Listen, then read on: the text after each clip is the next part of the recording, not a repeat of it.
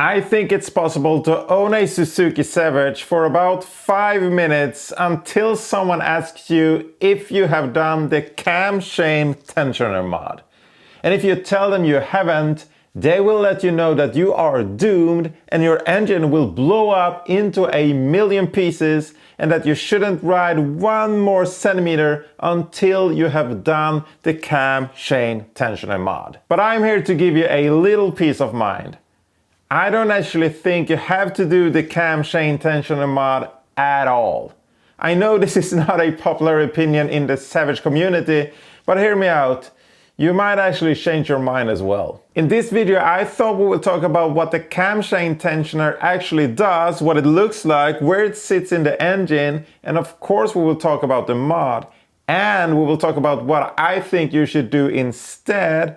And I will give you some things to look out for to know when your camshaft tensioner is about to the bed. This right here is the camshaft tensioner. Its job is to make sure that the camshaft is under the correct tension at all times. It's actually automatic, so you don't have to do any adjustment at all to the camshaft tension. My tensioner actually looks a bit odd, and that is because it has been modified.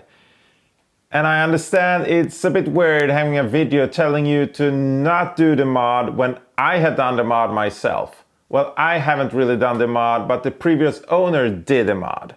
And I just want to make it totally clear, I don't think the mod is stupid or bad or anything like that.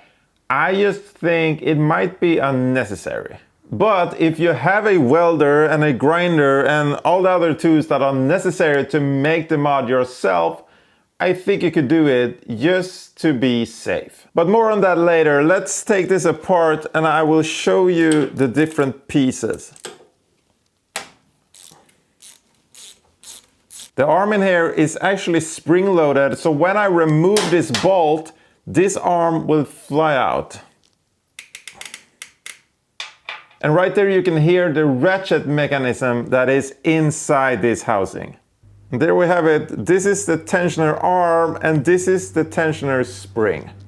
And the tensioner actually pushes on one of the camshaft guides to make sure that the camshaft is under pressure at all times. And the problem with this whole contraption is that when the camshaft is getting too stretched or the camshaft guides are getting worn down, this little piece will pop out from its housing and potentially destroy something inside the engine. And that is actually the first myth I would like to kill. Because I don't actually think it should be able to make that much destruction. Because if we look where the parts end up when they fall apart, I don't think they should be able to make that much damage inside the engine. The housing will fall down on the clutch basket and I think it will actually stay there. And the arm should be caught by this giant nut, so it shouldn't be able to move anywhere either. Then again, when it comes to things like this, luck of course plays a part of it. You could be unlucky and have something weird happen, and it could destroy something, I guess. But let's take this apart again and we can do some measurements so that you can measure your own camshaft tensioner to make sure that it doesn't fall out. Because even if it can't cause any damage, you really don't want it to fall out. Alright, I have my calipers right here. Let's measure the little notches. And the notches actually go on for 23 millimeters. So if this part right here sticks out more than 23 millimeters, well, I guess this thing should already have fallen apart. So if you're getting close to 23 millimeters, I think it's time to do something. If it were me, I would probably do something around 15 millimeters already, just to be safe. And before we talk about what you should do if it sticks out too much, let's talk a little bit about the modification. What you do is that you take this hole and move it outwards.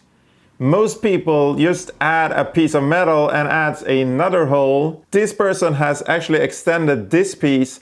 I think that is a lot of work. If it were me doing the modification, I would add another hole right here. And what that does is that it lets the cam chain stretch more than the factory intended it to do. So even if the chain is fully stretched and actually touching in the middle, the cam chain tensioner won't fall apart. And I must admit, that is a comforting thought. And if you have a welder and grinder and all the other tools needed, I think you should do the mod. But if you're thinking about paying someone for a modified cam chain tensioner, I think you're looking at the problem the wrong way. So the argument for the modification is that the cam chain has more life left in it even after the cam chain tensioner has fallen apart. And I actually think that might be right. But in these engines, you can't only look at the cam chain, you must also look at the cam chain guides.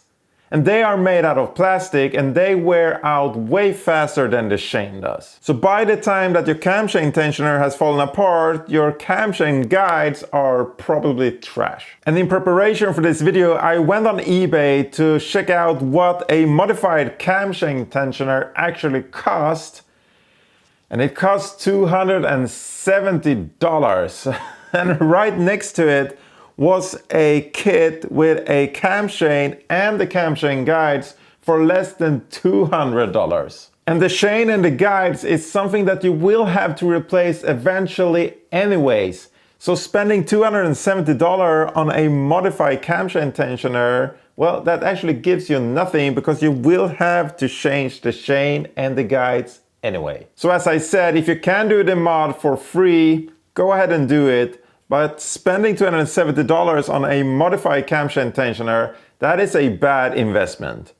I will actually argue it's not an investment at all, because it would actually do nothing for keeping your engine healthy. So if you're not doing the mod, how will you know when your cam chain tensioner is about to pop? Well, there will be signs and they will be loud. Every time you start your engine, you need to listen if it is making any weird noises. And sometimes it can be hard to hear because the valves are quite noisy, but if you can only hear the valves, you are probably okay. But if you hear something shaking or rubbing or anything metal going against metal, you should probably take a look at the cam chain tensioner. And in my experience, I don't think you will have to worry about this at all until you have reached maybe 15,000 to 20,000 kilometers. And what you do by then is that you drain the oil and remove the side cover and measure your cam chain tensioner. So you don't really need any special tools at all. The only thing you need is a new gasket. But if you don't want to spend the money on the gasket, or if the gasket is hard to find where you live, you can actually use liquid gasket.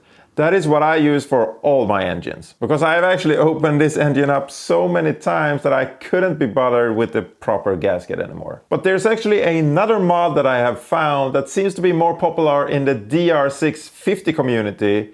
The DR650 and the LS650 actually share the same engine. And what people do there is that they replace the automatic cam chain tensioner with a manual cam chain tensioner. And that basically means that every now and then you will need to open up your engine and move out the tensioner to make sure that the cam chain is under the correct tension. And that means that you will have to open up your engine more often, but it will also mean that you are in control. And if that makes you sleep better at night, well, maybe that is an option. A pretty interesting argument I have seen for doing the manual cam chain tensioner mod is that when the engine heats up, it expands, and so does the chain. And when you stop the engine and it cools down, it will shrink a little bit, and the chain will shrink as well. And as we already know, the tensioner is spring-loaded, so when it gets the ability to push a little bit more on the chain, it will. So maybe the arm extends another notch, and when it has moved out, it can actually never go back in again. And that means that it will constantly push on the chain and make the chain stretch prematurely. I think that is a really interesting theory, and it actually made me think about something else that might ease your mind. When the chain heats up and expands, the risk of the tensioner having to put more tension on the chain is actually pretty low. And that should mean that when you're riding, the tensioner should never have to push out the tensioner arm. And that should mean that the tensioner arm should never be able to pop loose while you're riding. But when you park the bike and the engine and chain cools down, the tensioner might feel that it needs to put a little bit more tension on the chain, and it will move out a notch. And if that was your last notch, that is the time when the two pieces will separate. So in theory, the separation of the camshaft tensioner should only happen when you are parked and the engine is cold. And I can promise you, if you start your engine with the camshaft tensioner separated, you will hear it. And I think that is all I have to say about this subject, at least for right now. But I think we should continue the discussion in the comments, because I'm sure you have thought about things that I haven't thought about. So I want to know what you think. Have you done the mod? Do you think it's necessary? Have you had any problems with your camshaft tensioner? And most importantly, are Suzuki insane for leaving this design in these engines for 40 years? And if you decide that it's actually time to change the camshaft, I have a video about that. I also have a follow-up video where I changed the camshaft guides. Thank you so much for watching, and I will see you later. Bye!